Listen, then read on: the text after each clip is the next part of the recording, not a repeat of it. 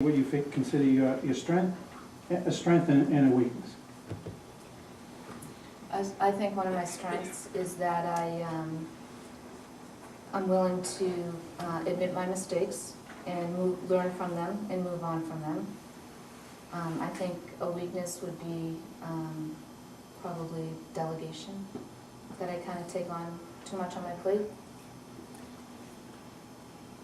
That's what you said last time, so I'm going to ask you, what have you done to improve on that delegation? If that's a weakness, you work on your weaknesses. Mm-hmm. Well, I mean, in the office I've delegated much more, and again, I think the fact that if I were to put a supervisor in place, then that's going to alleviate a lot of the delegation that I have to do on a day-to-day basis with maintenance. Because you're doing the work assignment day to day? Yes.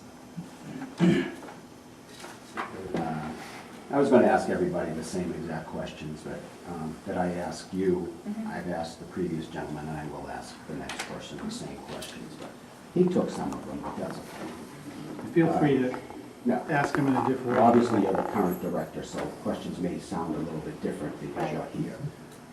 You've been at the Draycote Housing Authority now for 4 years.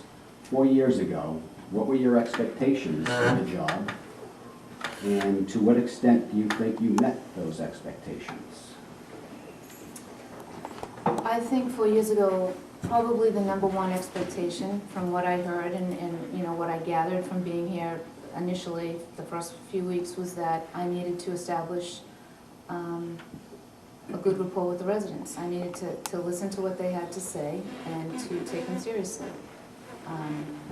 And that was probably what I did first. It was more of a, between the residents and staff, it wasn't very cohesive when I first got here, so I needed to work on that, and I think that's what I did.